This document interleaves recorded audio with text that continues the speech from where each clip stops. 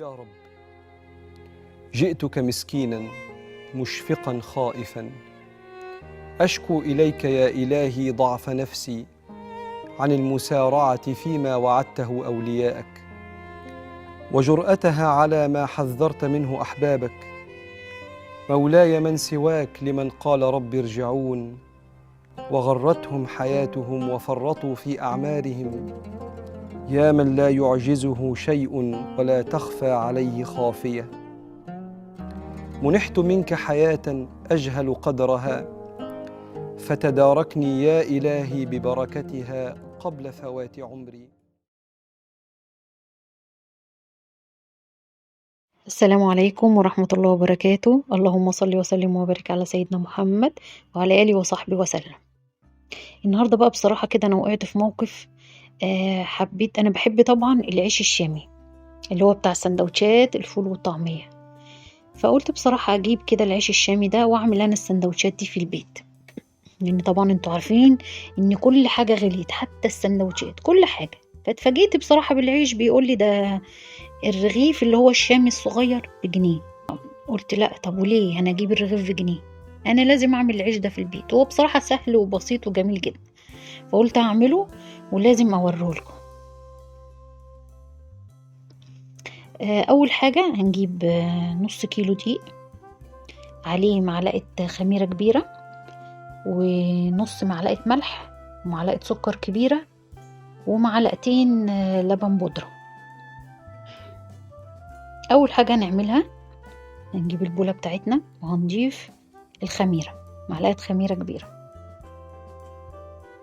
وهنضيف عليها معلقة السكر،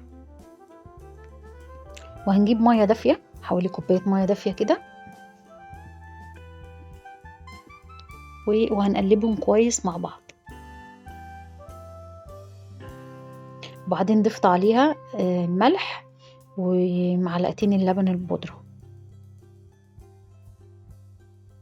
وهنضيف معلقتين كبار زيت، لان ده بيدي طراوة كده للعجينة وبيخليها جميلة جدا معاكي. هنقلب كل الخليط بتاعنا كويس، وهنضيف عليه النص كيلو دقيق،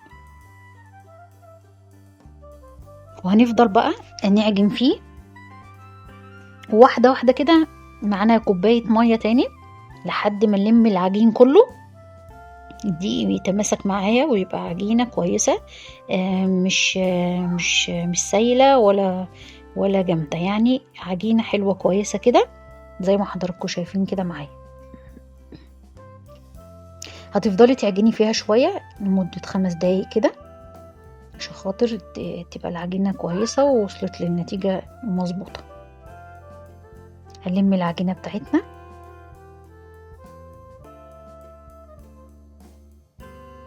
وهنغطيها وهنسيبها طبعا تخمر شوية معانا، حوالي ساعة، نص ساعة، ساعتين، زي ما تحبي. ممكن تسيبيها وتعملي الحاجة اللي وراكي براحتك، لان الجو شتا بصراحة، فهتاخد وقت منك شوية. هنا حبينا نشوف العجينة، لانها ما شاء الله خمرت وبقت جميلة.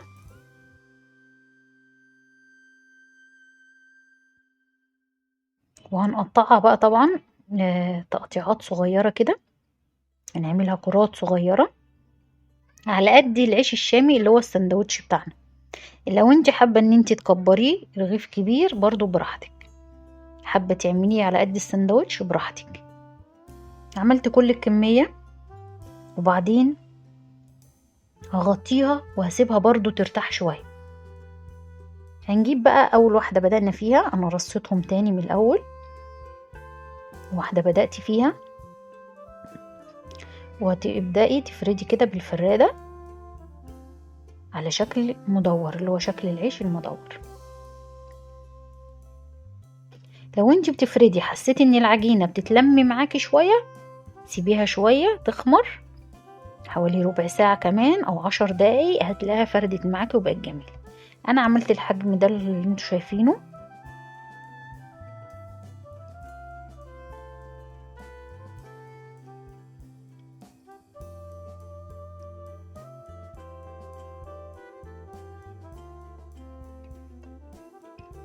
النص كيلو دقيق عمل معايا 15 او 16 رغيف من العيش الشامي.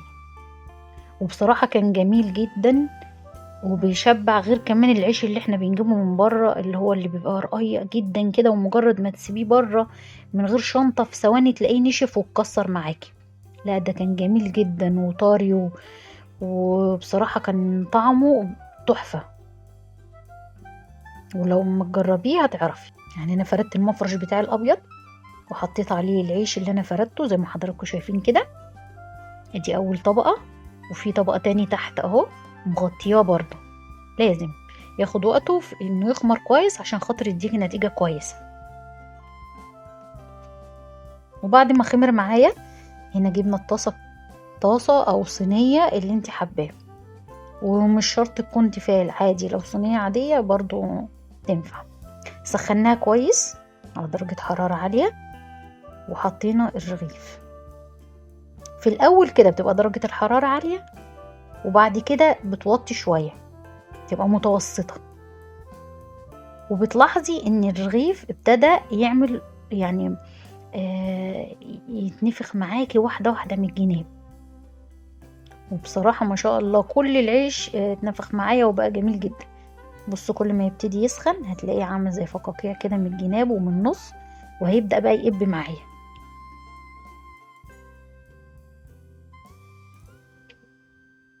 طب لو مقبش معايا من اول جزئية كده هقلبه على الناحية التاني هيقب برضو، وهضغط عليه ضغطة بسيطة كده بالراحة زي ما حضراتكم شايفين كده. الضغطة البسيطة دي عليه بتخليه يقب اهو. بصوا ما شاء الله كان جميل وتحفة. هنقلبه على الجنب التاني.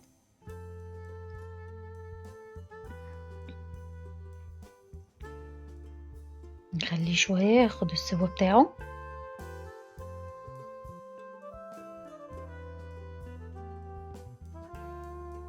طبعا ده عيش شامي ابيض، فاحنا طبعا مش هنخليه ان هو يستوي قوي او ياخد لون يعني قوي. هنا هنجرب في رغيف تاني. النار في الاول عالية، وبعد كده بعد شوية ما نلاحظ ان ابتدى يترفع معايا هوطي النار تبقى متوسطة.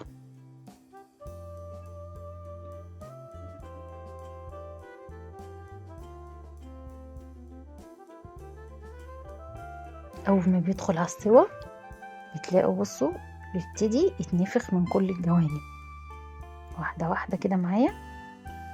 بضغط بس ضغطة بسيطة كده بالسباتشولا معايا كده بلاقيه قب.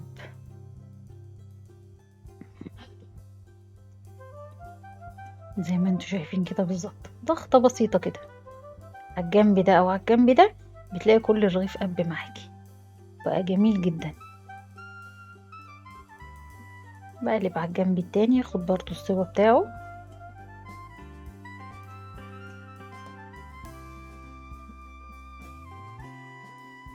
بألف هنا وشفا. احسن عيش ممكن تعمليه في البيت.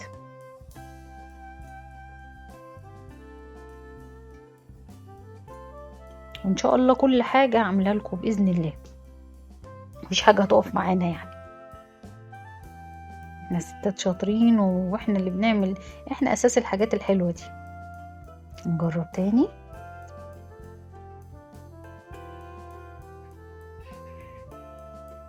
انا عايزه اجيب لكم كل العيش اللي انا عملته عشان خاطر تشوفوا ان كله ما شاء الله كله قب معايا، مفيش حاجه ما سكعت ولا حاجه. ولازم عشان خاطر يبقى ناجح وحلو تمشي بنفس الخطوات اللي قلتلك عليها. اقلب على الجنب التاني.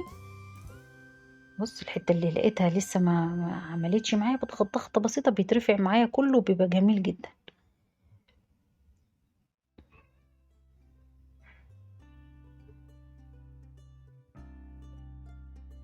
جميل وريحته جميله وبألف هنا وشفا. وان شاء الله هعمل لكم كل انواع العيش.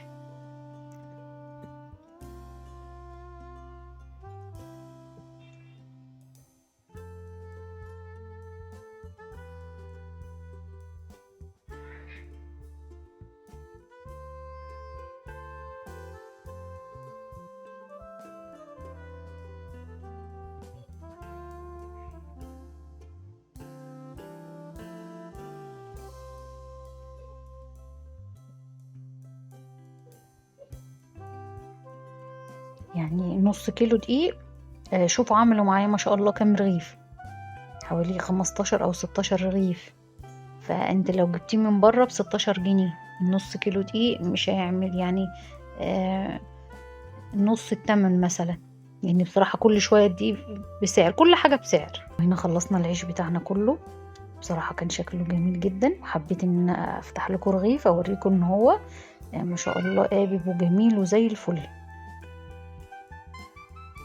وطري وجميل وما نشفش معايا حتى لما سبته شوية. بصراحة جميل وان شاء الله يعجبكم كلكم، واتمنى ان انتوا تجربوه وتقولوا لي رأيكم. وشكرا جدا ليكم، وطبعا ما تنسوش اللايك الجميل بتاعكم والشير والسبسكرايب. السلام عليكم ورحمة الله وبركاته. فاللهم إنا نعوذ بك من الهم والحزن، ونعوذ بك من العجز والكسل، ونعوذ بك من الجبن والبخل، ونعوذ بك من غلبة الدين وقهر الرجال. اللهم لا صبر لنا على البلاء، ولا قوة لنا على الفقر، فلا تحجب عنا رزقنا بذنوبنا، ولا تكل قلوبنا في التعلق بخلقك لقضاء حاجاتنا، وتول أنت كفايتنا، وانظر إلينا بعين الإحسان في جميع أمورنا، فبفضلك اللهم استغنينا، وبجودك يا ربنا أصبحنا وأمسينا، وبما عندك من رعاية وعناية اكتفينا. لا تنسوا الإعجاب بالفيديو والاشتراك في القناة تشجيعا لنا لنستمر بنشر المزيد إن شاء الله.